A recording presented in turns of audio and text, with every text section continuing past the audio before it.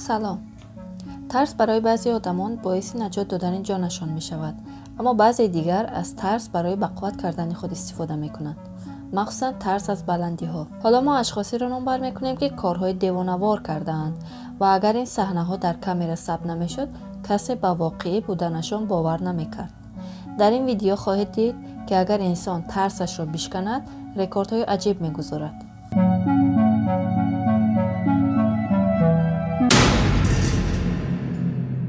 дар вақти коронавирус бояд чикор кунем? Дар хона нишинем ва ба гигиенаи шахсӣ риоя кунем ва инчунин ҳамроҳ бо 1x ғолиб шавем. Футболҳо бар вақти дигар гузаронида шуданд, аммо киберспорт идома дорад ва барои дар он ғолиб шуданатон бо промокоди Nekatop дар аввалин пардохтатон шумо метавонед то $100 тӯҳфа гиред ва дар силкаи дар зери комментария буда даромада ҳамроҳ бо бозии виртуалӣ ғолиб гардед.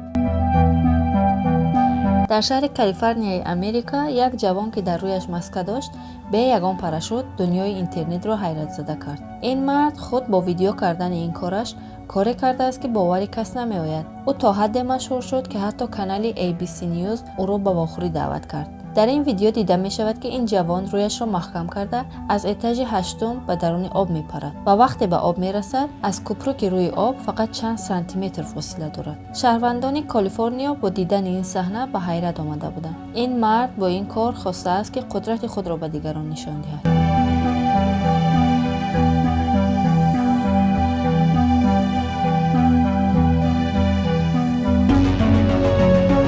شاید شما چیز رینفورد بلاگری کانال ادرنالین ادیکشن را شناسید که با همکاری دوستانش در امریکا کارهای ترسناک حیرت آور کرده و دیگران نشان می‌دهد و با این کارهایشان در جهان شهرتمند شدند. آنها با ورتالیات به مکان‌های زیبای کالیفرنیا، ورمونت، یوتا و آرژانتین سفر کرده از بلندی‌ها می‌پرند و با این کارشان هم رکوردهای جهان را می‌شکنند و هم در یوتیوب کارهایشان را به نمایش می‌گذارند. انجام این کارها به تیاری پیشکی، قوه فیزیکی و همچنین دل و گرده زیاد نیاز دارد.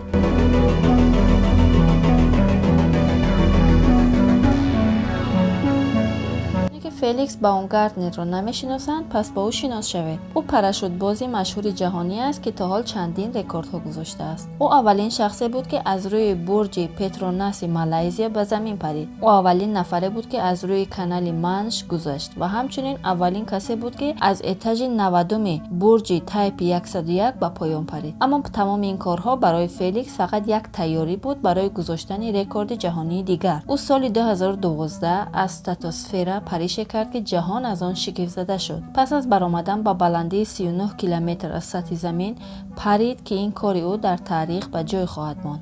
او با سرعت بلندتر از سرعت آواز یعنی 1350 کیلومتر در ساعت به طرف زمین آمده در مسافه 3 کیلومتر تا سطح زمین پاراشوتش را کشاد و بعد 4 دقیقه و 20 ثانیه از پریدن در شهر رازویل در نیومکسیکو فرو آمد. 8 میلیون آدم در تمام جهان شاهد رکورد تاریخی او بودند که کاری که او کرد و آن بلندی که او پرید و آمده به زمین نشست را تا حال کسی اجرا نکرده بود. کار او واقعا فوق‌العاده است.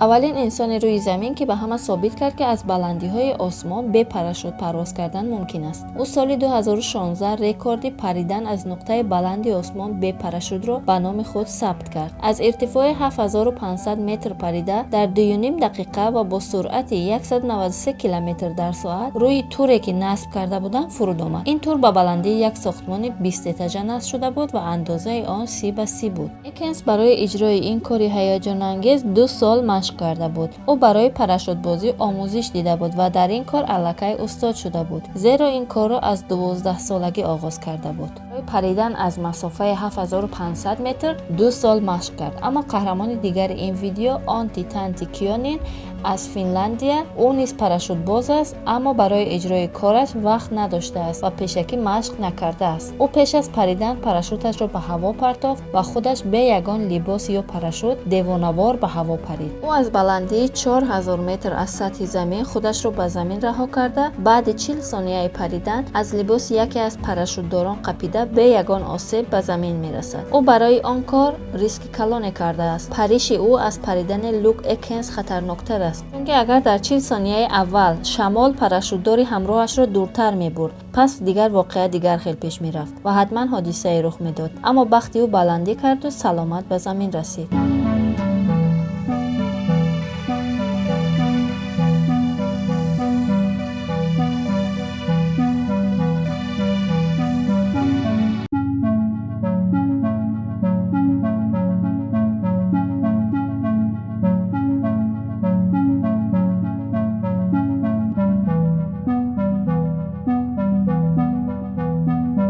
پاراشوت اولین بار توسط خیتایی‌ها در عصر 12 استفاده شد که از بلندی بام خانه‌هایشان به زمین می‌پریدند. از آن زمان تا حالا پاراشوت‌ها دیگر شدند و ساختمان‌ها هم بلندتر شدند. اپریل سال 2014 پاراشوت‌بازان فرانسوی ونگ رفرد و فرد فوگن رکورد گذاشتند. آنها از بلندترین ساختمان دنیا، یعنی از بلندی برج خلیفه که 828 متر ارتفاع دارد، پریدند و همه را شگفت‌زده کردند.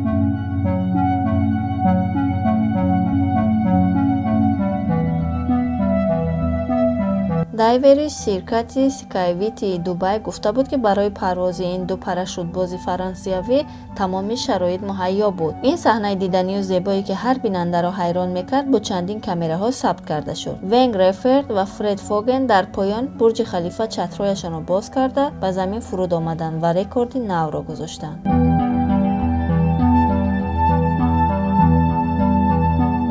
ریکی چارلز از بلندی برج 54 متر پریده سال 1987 رکورد گذاشت که تا چند سال از جانب هیچ کس شکسته نشد. سال 2015 لیسو شالی از سیلیس این رکورد را شکست و از بلندی 59 متر در طول 3.5 ثانیه پرید و وقتی به درون آب رسید سرعت او را 129 کیلومتر در ساعت اعلام کردند. جمپی پاراشوتباز و اسکیتباز مشهور جهان را میشناسید. او چندین رکورد را در اسکیتبازی از بلندی‌های کوه را ثبت کرده تا حال کسی آنها را نشکسته است. یکی از رکوردهای سال 2007 او پریدن از بلندی 77 متری کوه در ایالات وایومینگ امریکا بود که شکست ناپذیر است. او سال 2011 در وقت ثبت یک رکورد دیگرش آسیب کاسه‌خانه و معاینه سر گرفته در سن 38 سالگیش از دنیا چشم پوشید.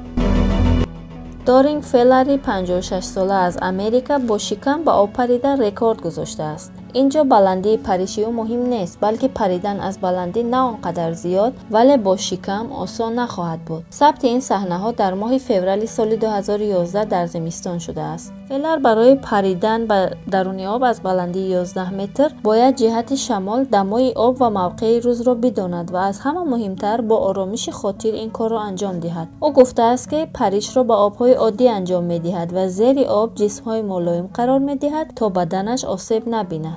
روبی مدیسن یک موتورسیکلیست مشهور جهان است که بیشتر پرواز می‌کند. رکورد دیدنی او زمانی بود که توانست موتورسیکلش را با سرعت 114 کیلومتر در ساعت براند و مسافه 114 متر را پرواز کند. او با بلندی 56 متر خود را رساند. سال 2010 توانست که سرعت حرکتش را به 125 کیلومتر در ساعت برساند و از کانال آبی کارنت که 85 متر طول آن است رکورد نو را به قید گیرد. سال 2012 باز یک رکورد نوی دیگر گذاشت و از یک بلندی به بلندی دیگر پریده با این پریش از بالای خلیج سانتیاگو گذرد. اما صحنه جالب دیگری روبی مدیسن پریدن با موتورسیکل نه بلکه از آن هم خطرناکترش است. او در ساحل تاهیتی توانست که با موتورسیکل از موج دریا پیش زده صحنه زیبایی را ثبت کند.